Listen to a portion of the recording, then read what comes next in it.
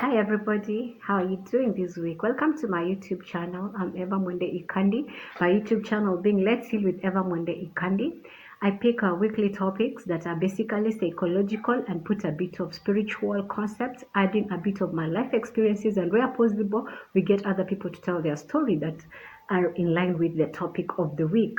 So the topic of the week today is when and how do we get to tell our story? So you have this story, this experience of your life you overcame, a traumatic experience you went through, and you feel you have lessons to share, you feel you can inspire or encourage somebody. How do we go about it? Very interesting topic. Do we need to share our life stories yet? Yes, we do. To encourage other people and also to make other people realize that what they're going through is not strange. Others have gone through it and overcome it.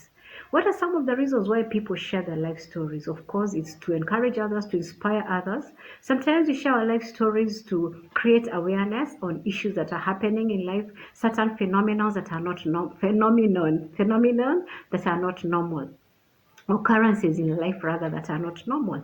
You could have gone through a very interesting experience and you want to sensitize people and to create awareness on the existence of this occurrence. So you tell your story. The other times people will tell their story because they want to just empower other people who are going through something similar. You could find a group of people going through something that is so challenging, but you overcame it. So you just tell them to empower them, of course, to encourage and to motivate them.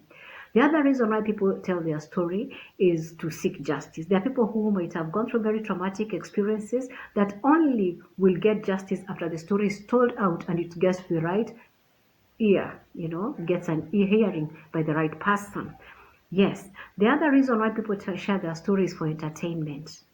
There could be an experience you went to that's a bit comic, and every time you share it, people laugh about it. Yeah, and those are experiences that we need to share because we all have comic experiences that cheer up other people. Yeah, so stories can be shared just for fun to cheer up other people.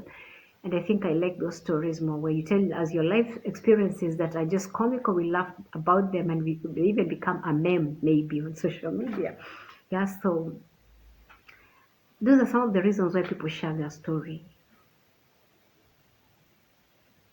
Have you ever had a life experience that you needed to share? When is the right time to share your life story? One, have you been through a process? The best time to share your story is after you've been through a process that you're sure is over. Process could be a psychotherapy process, could be a spiritual exercise, that's a process in itself, maybe deliverance, like we say, a prayer session. It could be after a medical session. It could also be after a legal session, but it's always important to tell your story after a certain process. We have so many people who have success stories that don't have a process we can refer to. Every time you tell a story with a process you refer to, people are able to follow that process. People are able to follow in your footsteps. And we need to hear stories of people that followed a particular process. We have too many instant stories. People just made it anyhow. People just healed dramatically. That's not realistic. We want a story that we can follow. Yes, I was sick. This happened to me. I picked my pieces. It wasn't easy. I got broken. I met somebody who helped me, took me for psychotherapy, took me to a lawyer for help. So let's hear what was the therapy that worked for you? What interventions came through for you in this traumatic experience? Yeah, what process did you go through? That once you're sure that the process you've been through is over, you can confidently tell your story. When else do you tell your story? When you've processed all the emotions that surround these issues. Sometimes we may not exhaust all the emotions, the frustrations, the bitterness, all those emotions we hold inside towards a particular issue. Once you're sure you've processed it, you can talk about it. Every time you're sharing a story and it brings raw emotions, it makes you break down in between. You haven't healed. You need to stop and go back for therapy or finish your treatment process, whatever the process it is.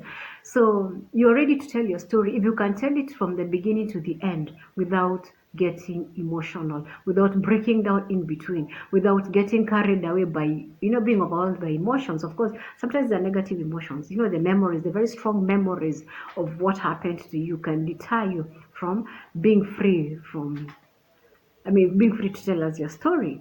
The other time when you're ready to tell us your story is when you know this story is not going to backfire on you. I mean, did the story work for your good? If it did, tell us. But if it didn't work for your good, and you're still not sure of the outcome, please don't tell us yet. Only tell us a story whose outcome you're very sure of, and it's behind you. Don't tell us a story where you are in between the process. Like I said from the first word, go through your process and finish your process to tell us your story. When do you tell your story, and where do you tell your story? I think it's important to identify places, the safe places to tell your story. The first time you want to tell your story, it's advisable to go and to do it within, just have a psychotherapist around you to support you so that they're also able to analyze and assess you to see if you're ready to tell your story. Unfortunately, most of the platforms we share our stories don't have psychotherapists to make an assessment of our emotional state before sharing. So you find after sharing the story for, just on social platforms, social media platforms, it bounces back on you and it can disorient you. I once shared a story that I had processed well. I'd gone through a process, but I didn't know the impact the secret within me had. So after I told the story, I was literally affected, not by the story, but by that aspect of letting it go from my heart. Actually, it felt like, the way I'm sure mothers who have had babies know what it feels like after delivery. Your womb is left empty. Sometimes you even shiver from some cold. That's how I felt after telling my story. So it's important to have a psychotherapist around you who cushions you and is able to check, and give you feedback on whether to tell it or not. There are times, how do we tell our story? Just tell it as it is. Don't exaggerate it. Make it as simple as possible, but always give us that, what is it you're talking about? What is the bottom line of your story? Like we said, a story could have many other stories inside them. Always pick that part of your story that you want us to focus on and take us through to the end. Telling our life stories is very interesting. Very, very interesting.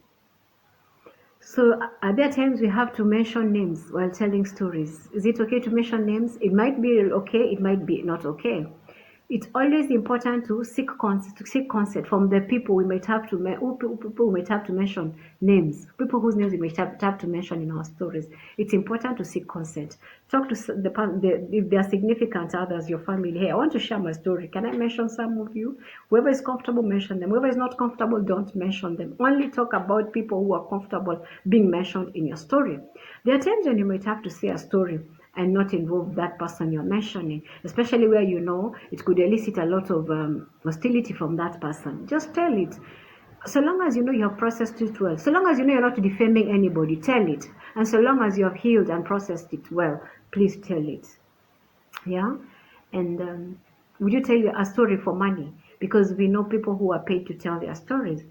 I think a story that's told to inspire will somehow sell itself, and with time it will make money. So don't just focus on making money from your story. Focus on inspiring people, focus on psychoeducating people, focus on creating awareness, and with time money comes along.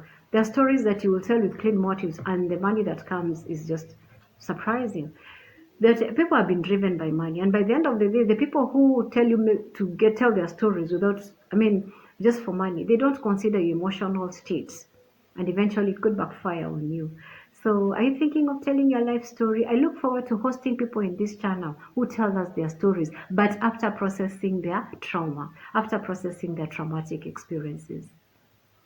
Biblically, I think it's okay to tell your story. It becomes like your testimony. The Bible says that they overcame him by the blood of the Lamb and the word of their testimony. It's part of your victory. Telling your story is part of celebrating your victory. I don't know if the Muslim religion has their own part where you testify and talk about the good things and the aspect of your victory in that story.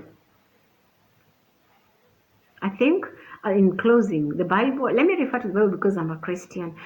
One time, I think there's a part where Jesus was speaking to Peter and he told Peter, Peter, Satan has desired to sift you like wheat, but I have prayed for you. After you have overcome, encourage your brethren. Jesus told him, after you have overcome this challenge, whatever it is that he was going through, encourage your brethren. So whatever you're going through, after you have overcome, please encourage the people around you. Encourage those who come after you, that it's possible, you made it, they too will make it.